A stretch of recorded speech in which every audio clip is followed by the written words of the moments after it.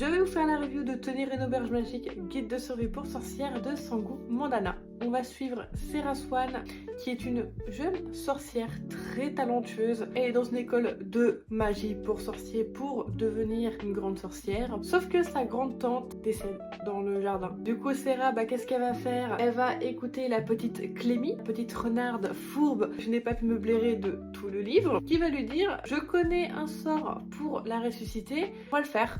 Serah, elle le fait parce qu'elle tient à sa grande tante, parce qu'elle est encore mineure, pitchoun. Sauf qu'en faisant ça, elle perd presque l'entièreté de ses pouvoirs. Normalement, quand elle ferme les yeux, elle voit une galaxie d'étoiles, synonyme du coup de puissance qu'elle avait. Et là, quand elle ferme les yeux derrière ses paupières, elle voit seulement des petites étoiles par-ci par-là. Suite à la résurrection de la grande tante et au passage de Coco, le coq squelette. C'est évidemment une lecture cosy, mais c'est aussi une petite romance. Voilà, la romance n'est pas mise au premier plan. Elle se développe petit à petit du coup entre Serah et Luc. C'était beaucoup trop mignon. J'ai mis 4 étoiles. J'ai adoré ma lecture, même si ça n'a pas été un coup de cœur. L'ambiance cosy, le fait que ce soit quand même un univers fantasy.